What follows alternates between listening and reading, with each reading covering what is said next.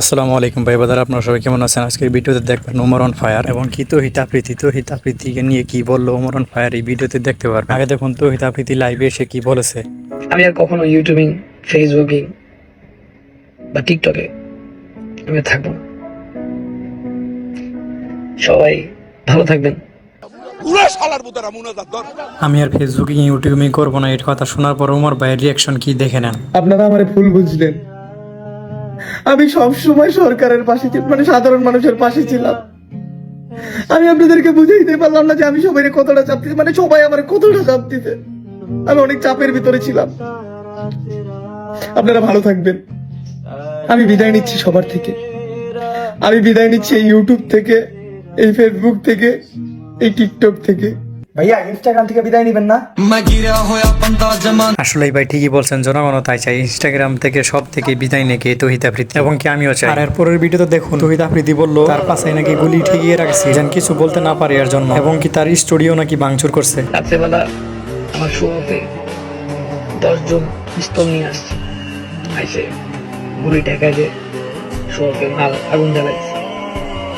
তোমার অ্যাক্টিং সবাই বুঝে, অডিয়েন্সরে এত বোকাচোদা পাইবো না, সবাই বুঝে যে তুমি কি বলতে চাইছো। আসলে এসবই সাজানো নাটক। কারো ভয়ে অন্যায়কে সাপোর্ট করা বাদ দিয়ে আল্লাহর ভয়ে অন্যায়কে ঘৃণা করো, ভালো থাকবা।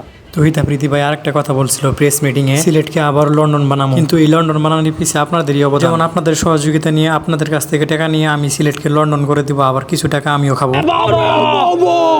সিলেটকে আবার লন্ডন করতে হবে আমার, যেটা সহযোগিতা আপনাদের সবার দরকার। ওই আমি একা যে চিল্লাইতে নো, বোকামি। সবাই আসেন, সবাই মিলে আবার লন্ডনটা তৈরি করি। আমাদের চারো সাইডে একটু পিছনে যান, মানুষের কান্নার অভাব নাই। আপনারা তো সারাদিন সাংবাদিক মানুষরা সারাদিনই তো দেখেন যে কি করছেন। এতই যখন মানুষের কান্না দেখতে পারো, কতগুলো মা যে তার সন্তান হারালো সেই কান্নাগুলো দেখতে পারো না, সেই কান্নাগুলো দেখতে পারলে তো তুমি আন্দোলনে থাকার কথা। তাহলে আর তুমি এই বইটা পাইতে না যে তোমাকে 10 জন মানুষ গুলি ঠেকিয়ে রেখেছিল। মুখে মুখে চাপা অনেক করতে পারো, কিন্তু বাস্তবে কিছুই করতে পারো না। একজন উচ্চশিক্ষিত মানুষ হয়েও যদি আপনি অন্যায়কে অন্যায় বলতে ভয় পান, তাহলে আপনি এই সমাজের আবর্জনা।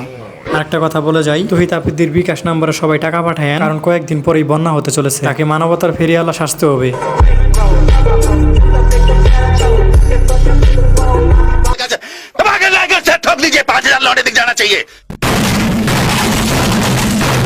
আপনারা আমার কাছে শুধু প্রশ্ন করেন যে আন্দোলনের ভিতরে আপনারা যে স্বাধীনতাটা পাইছেন, এর ভিতরে আমি কেন একটা পোস্ট করিনি।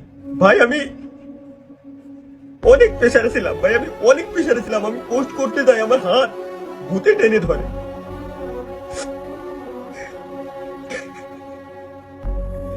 আমি লাস্ট 13 বছরে অনেক ভুল কাজ করছি। আমি আপনাদেরকে বলবো আপনারা প্লিজ আমাকে ক্ষমা করে দিন। আজকে থেকে আর আমি ফেসবুকিং, ইউটিউবিং বা টিকটকে আর কোনো ভিডিও আপলোড দেবো না। তো আজকের ভিডিওটা এই পর্যন্ত। এই ভিডিওটা কেমন হলো কমেন্টে জানাবেন। ভিডিওটা ভালো লাগলে লাইক কমেন্ট শেয়ার করে দিবেন।